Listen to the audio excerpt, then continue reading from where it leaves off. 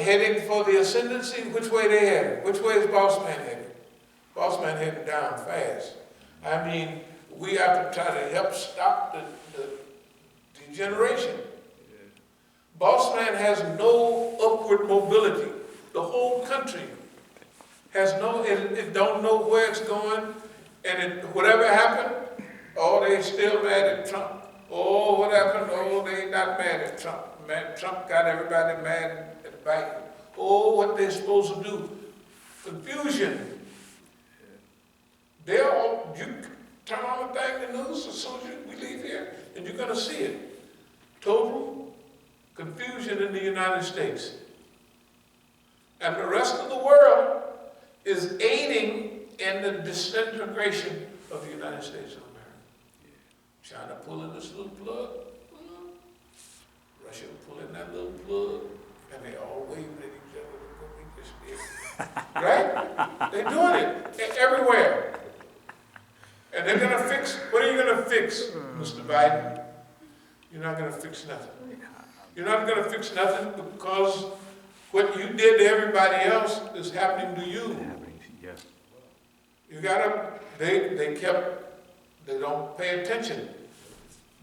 The reason you do good because you want good to come back to you. That's not the only reason you do good, but it's a good one to get you started. If you put out good, there's a chance of good coming back. But if you keep pushing out slavery, death, destruction, eventually you're going to look up and you busted. By what history? You can't do it. They don't believe it. They're starting to believe it now. They're starting to believe it. You can see the commercials. There's polar bears walking down the thing, right? When you turn on the TV, there's 3 polar bears. They walking down. Yeah, you see them. And they, hey man, where's some ice? We gotta have some ice. Yep. There ain't no ice. No ice, man. And it ain't no ice like it ain't a lot of ice. It's melting.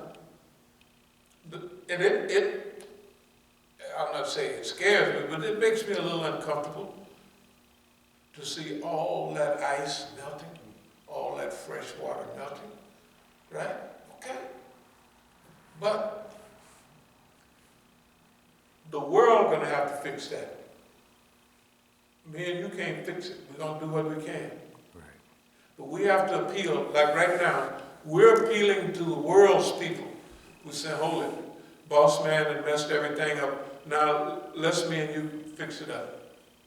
I mean, anybody that feels the way we do, let's get together and fix this up. Because boss man will not and cannot do it. He can't do it.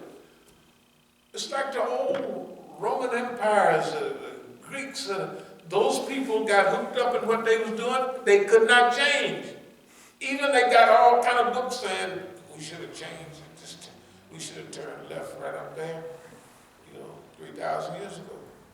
We should have turned right, 600 years ago.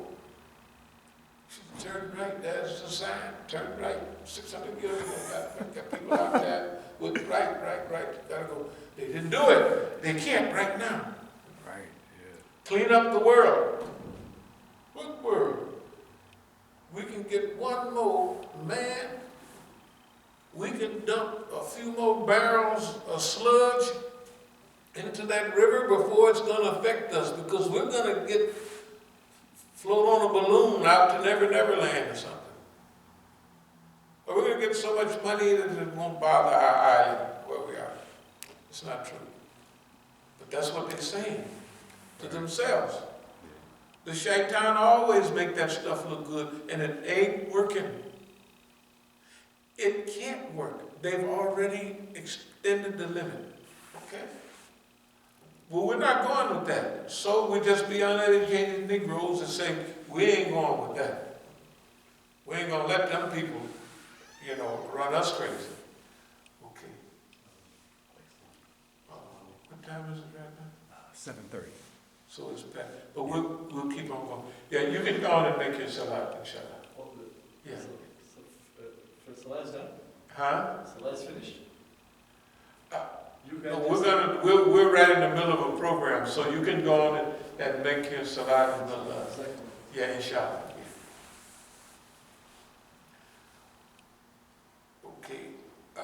want to mention a few things. Is it getting cold in here? Yeah, the temperature has dropped. I'll bump the thermostat up a little bit. Okay, yeah, we can just pop it up a bit. I'm gonna say a few more things.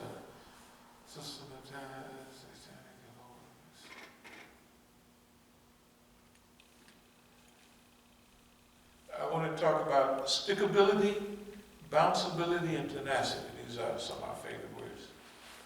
Stickability is the ability just to stick, to hold on. Okay, a lot of people during World War II, when they had a lot of ships were sunk, going over to Britain and take everything over there. Excuse me, the convoys, the German U-boats were sinking a lot of ships. And they kept finding older people were more survivors than young people on the merchant marines. So they did a little study. They found that why is it that when we pick up passengers, the people that on these bombed out ships and, floating on stuff all over the ocean, why is it that we're picking up older people when younger people have more strength and more time in front of them? Why is it? So they did a study. What they found out was that older people, they just had a depression. So older people had just come through the depression and other stuff. Maybe some had a divorce, this, that, another. And they didn't know why they were out there ahead of the youngsters.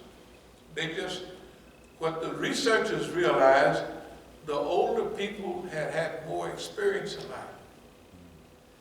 And young people, when they torpedo hit their ship and they was out there for a couple hours, they had more strength, they had more to live for, but they had never had any confrontation with life. Right. So they said, I'm tired, and they give up and slide on off into the ocean. The old people had realized, they didn't know it now, this is not consciously happening. I've been through the Depression, I've been through the 20s, I've been through the Dust Bowl. They didn't know all that consciously. Right. All they knew was, if we hold on, a brighter day, a better day is coming. If I let go and go off, it's all over, it's finished.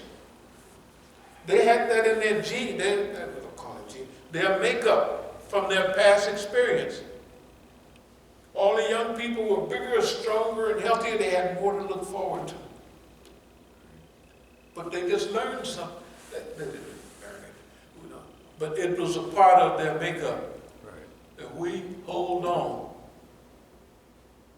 it's going to be better than letting go and sliding off into the water. Dead, right? Yeah. Why was the young people doing that and the older people had less strength, and all they did, they just locked it, just hold on to that, right? They were just locked in. They did it before. They had been through it. They had experiences, divorces, poverty, all of these things, and they just held on. Yeah. They didn't have no printout that said, you held on this, you held on that. It was in their genes, their makeup. They just held on.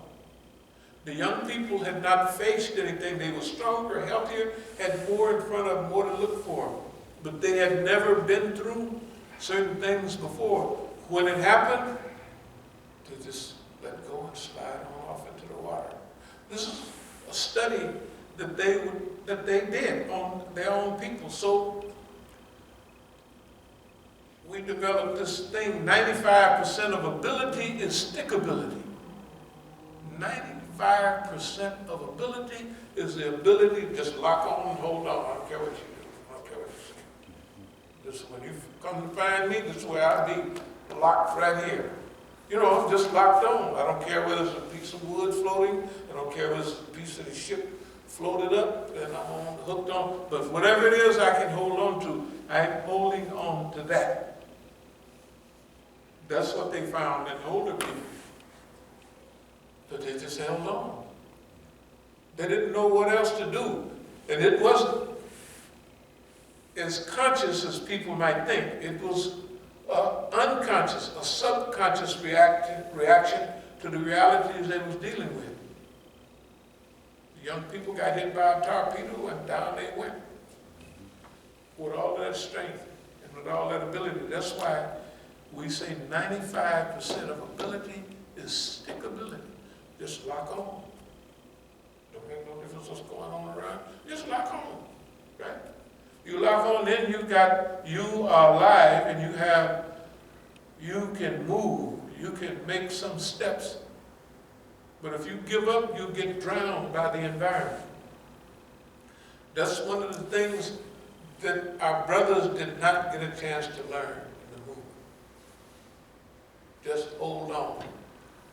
When they hit us back in the 60s, bam, brothers started falling. They didn't get the idea till the rebellion is through, everything is, oh man. All I had to do was hold on. All we had to do was hold on. Right? That's all you have to do is hold on. And then everything else is going to change. Now, those of us that held on, now where is everything going? Is it going in our favor against them, or are they losing bad? They're losing, and it's hilarious, the things that they're doing to each other. And they won't stop. You can't stop them. You can't tell the truth. They just had that election the other day. Man got inaugurated 2 weeks ago. You can't stop them from doing that stupid stuff. They can't stop. It's as though they are not conscious of what they're doing. And they don't care. You can see them. No, I don't care. It's not the United States. It's whatever me and our crew is. Right? It's our way or the highway. Yeah, it ain't going to be that way. It's just not going to be that way. Okay, we thank Allah. I'm telling you. All of this stuff is one big thanks to Allah. Because, see, everybody didn't make it. What do the numbers look like? Who made it? Maybe 1 or 2. We did. We already know that. We went through every change that America put out. Every change that they got. Every one of them. And we're still here. You think we're not happy and thankful about that? And you don't think that we know that it was divine intervention and all other kind of stuff going on to have us here? Of course we know that. So what? We have less faith or more faith? We have a clear conscience on faith. We just locked in. We don't have to do nothing. See, what y'all gonna do about it? I don't know, I hadn't thought about it. Just locked in, right? Ain't nothing, don't worry about it. You held on? Yeah, I'm locked over. Fine. Just stay locked in. Don't you worry about a thing, right? This is one of the underlying meanings of all of these things that have been happening to us, with us, for us, and against us. Institution. Okay.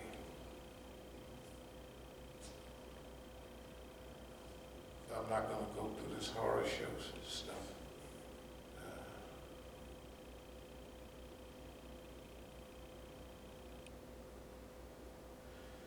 Institution-wide participation, nationwide participation. We'll knock that stuff over a little later. Okay. We'll close with thanking Allah, as we always do, for giving us the opportunity. It's not an opportunity, it's a privilege. It's a privilege to participate in this Islamic movement. It's also a privilege to be here. It's a privilege. Longevity is a serious privilege. Just think about the things that you didn't know a year ago, 5 years ago, 25 years ago. And think about the things that you know when you were very arrogant. That means young, right? I know everything. I'm the smartest thing in the world. I do this, I do that, right? Think about what you know now and what you knew then. Basically nothing, right? You know, basically, I mean, you knew how to feed yourself and a few more little things. But other than that, you didn't know basically very little. And now here we are. This is an opportunity, I'll close with this, this opportunity to participate in Allah's creation at its time of need. There's never been a time in history where the human being has been more in need. It wasn't at the Roman civilization or the Greeks or World War II. That was important. It was important, but it wasn't the most important time. Because they were sinking ships every day and tons of oil and everything, and the oceans were still clean. Right? That was still clean. That was just 70 years ago, something like that. Good God Almighty, it was 75. It was a while ago. But I want you to think about where we are now and to be grateful to Allah subhanahu wa ta'ala. To be grateful and thankful to Allah subhanahu wa ta'ala for our opportunity to contribute to humanity's evolution and preservation. Oh, but that's the white man's job. Well, what is he doing? Preservation.